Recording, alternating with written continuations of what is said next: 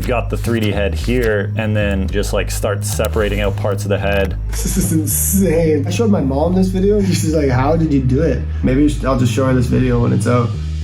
Hey, it's SonReal, and I'm going to be breaking down the visual effects for Remember Me for Me featuring Lily Moore. We were going to potentially just do a live video for it or something, and I called Sterling and I was like, hey man, I don't know if we're going to shoot this video. And Sterling's like, you gotta trust me. I really, really, really believe in this concept. As soon as I looked at the treatment, I was like, we gotta do this. I've always been a fan of surrealist art and painting, and especially like Salvador Dali. Everyone's a fan of Salvador Dali. Pretty dope work all around. And then I started like just looking at paintings, and it's more about the just like feeling you get when you absorb the art. And then if you want, you can start looking into the details and stuff. And I felt very similar about just the track when I first heard it. A lot of the scenes are like pulled directly from early 20th century surrealist paintings. But it's all kind of came from the core concept of feeling your self-identity, not feeling fully meshed with how you feel you are, with how you're perceived.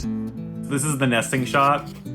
We knew from the very beginning that this was going to be the toughest shot in the whole video. I wanted an image that would feel hollow, and then I found this one reference image that was like just so stunning, and then I wanted to add some motion element to it, so I thought of it like almost like a Russian nesting doll coming out in layers. I was like, how do we do this shot? Photo scan was like the first thing Fenner said. Doing a photo scan of Aaron's head, that was crucial to getting this done. We've got the 3D head here, and then essentially what I did was try to line it up as well as I possibly could with our on-set footage that you guys shot. And then it was basically a matter of taking this 3D version of your head and like just starting to kind of chop it up in these different patterns and creating all of these different layers, what kind of shapes match to this reference image that we have, select all these different pieces, and then just like start separating out parts of the head.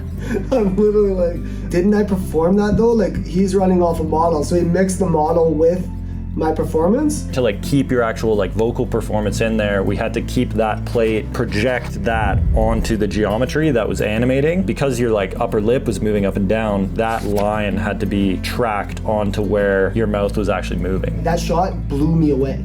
Like, I didn't really have to think about, oh, is this a model with this and stuff, but now you saying that, it's like, that's crazy. I never thought about it. I was like, man, this guy just like is chopping my head up. The second shot we're looking at is our big blue room shot, essentially the opening shot of the whole video. But I remember like wanting something kind of like 1984 Big Brother-y, and I stumbled across this like 1970s illustration. It was a blue room with a giant eye and ear, and it just was like so striking to me, and I was like, that's perfect. First thing I did was taking this super close-up footage of your eye here, making it all blue, warping it out, different weird reflections, like the wall's almost like this like plasticky liquid, until you eventually get this eye that's a part of the wall while it's also like distorting the wall and blinking. This was like the first look. It just didn't have as much impact, but once it was like the whole wall, I think that's when it started to click, and then we basically took it from there to the final image. The way you're removing things and adding things, all that kind of stuff, like, that's what we do with music. Lots of the time, the version that everyone hears of a song is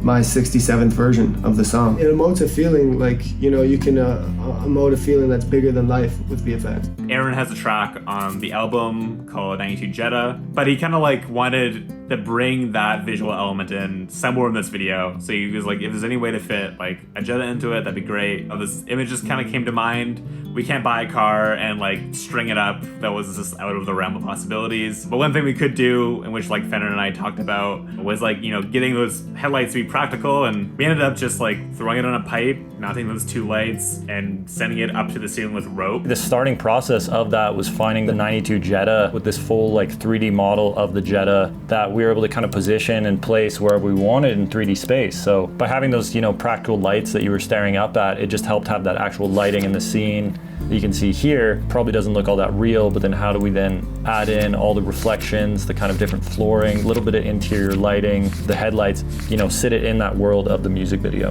That 92 Jetta with the high beams going into my face at the end of the video, like, my first song I ever recorded, first thing I did is I went out to my 92 Jetta. I was 16 years old and I played it in that 92 Jetta. Just adding in the dust and the lights of the 92 Jetta and everything, it's really cool to see it, man. I didn't even know that going into it, so I'm really stoked that like it does service to that for you, man. When I write a song, I have all these ideas, and you get someone like Sterling coming to me with these really ambiguous ideas that he honestly don't even think are possible, and visual effects have made that possible for me. It's an instrument. Without the visual effects, this is a completely different video. It's gonna make people feel something totally different. That's the magic for me.